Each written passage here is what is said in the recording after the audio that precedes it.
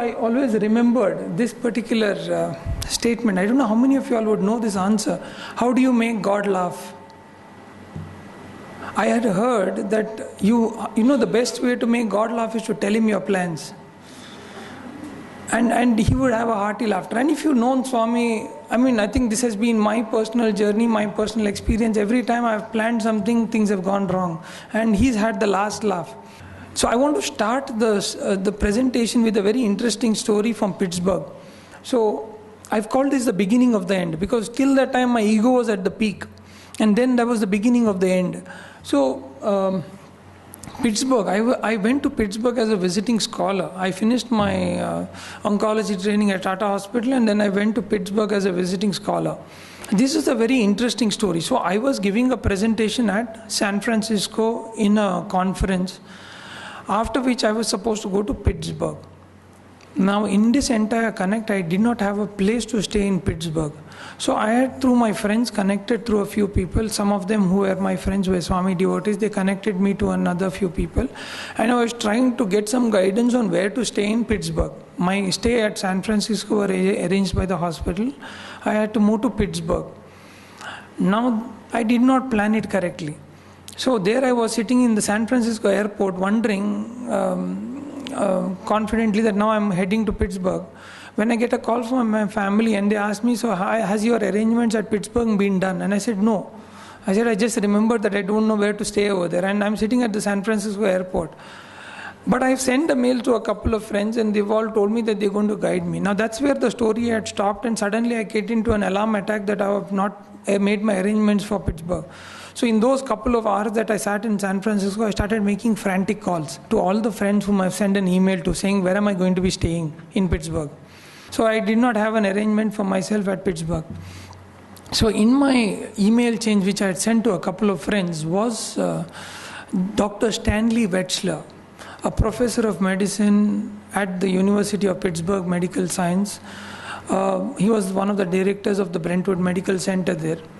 So there I had seen this mail where he had told me, he said, come over and we could plan something, I will guide you. So I had his number with me and I called him up and I said, Dr. Stan, could you please help me on this? And he said, yeah, all arrangements have been done for you. Why don't you come over tomorrow morning? I'm anyway got your flight itinerary, which he had asked me before in his email saying, when are you planning to come? And I told him I'm going to be arriving on this day. So he said, I have already had the plan, I'll be coming and picking you up. Now that was a surprise for me. I said, why would this man be wanting to come and pick me up? First of all, he doesn't know me. He has not known me anyway clearly. So why was this sudden interest in him to come and pick me up? He said, no, don't worry. And my flight was landing at 4 a.m. So strange as it would be, I went on thinking that is this a lucky strike or is there something more to the story? But there he was, that he came in the morning, because he said he would go very early in the morning for his rounds. He was a professor of medicine. He said he would go by about 5:30 for his morning rounds. So he said, anyway, it would not be much of an inconvenience. I will pick you up. At the airport, I saw Dr. Stan with the cap, love all, serve all. And that was a small sign for me that Swami again had done something for me.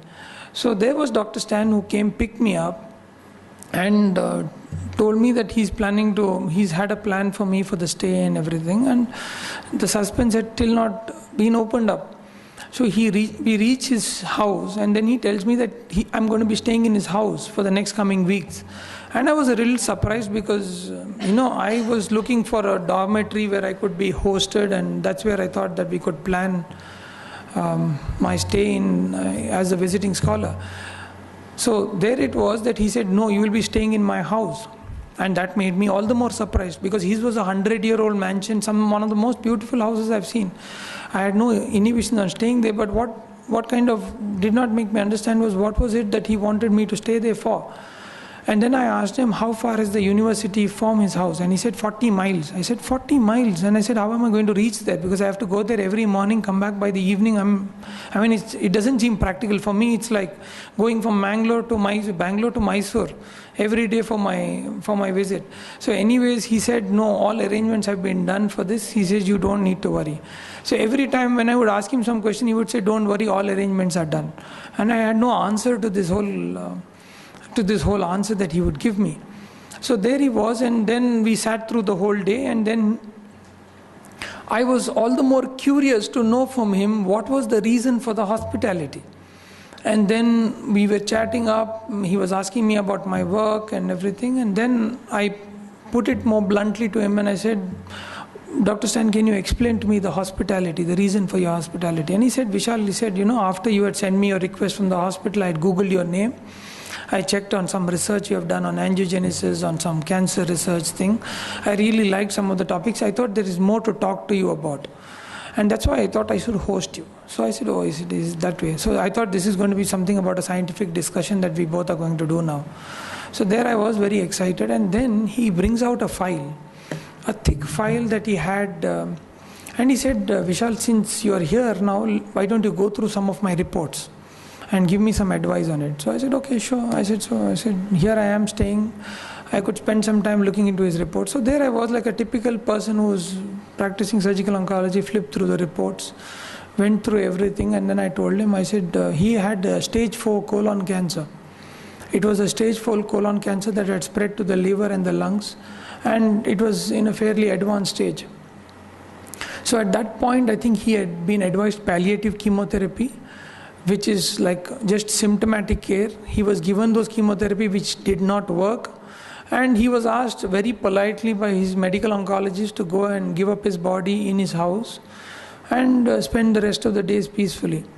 So it was at that point that, I went through flipping all the reports and I had reached the last page, seeing a PET scan which shows all distant metastasis and palliative chemotherapy that has not worked and symptomatic care being the last option.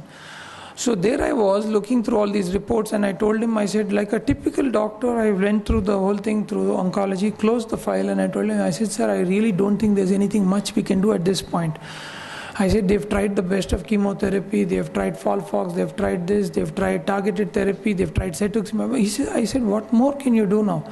There's nothing more you could do. And I closed the file and I gave it back to him. Now, Dr. Stan said to me, saying, Vishal, you don't even know how to read reports. And I was like a little hurt. I said, what do you mean by don't know how to read reports? I said, sir, I've gone through this entire thing. There is nothing more to read in this. He said, no, you have missed the point. I can't believe you have read these reports. You've missed the main point in this. I said, no, I went through the thing and I knew the staging, I knew the PET scan reports, I knew the chemotherapy talks, I knew everything. And I said, I couldn't understand what was he trying to tell me by saying that I've not read the reports. So he said, you've missed the date. I said, date? That's the least thing that I wanted to see now. I went through those reports again and it was 10 years back. So there I was looking at a man who should not have been living. For me, that was the most strange thing that I've ever seen in a report. I again went back through those reports to not believe my eyes that whatever these reports were are 10 years back.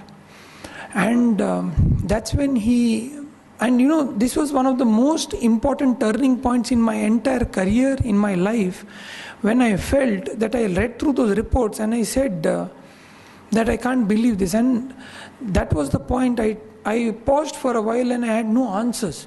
I looked to him and I said, I can't believe this. I said, can you tell me what was it that happened? Because for me, in a conventional oncology setting, this is a closed case. It's a shut and closed case. I said, I would not be sitting and discussing about this.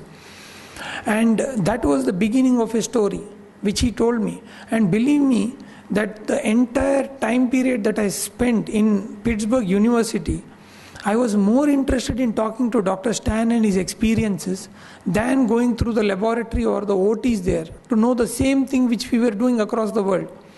Something in this man made a difference. So I went through the whole reports and then I sat down with him. And that's when he spoke to me about Swami.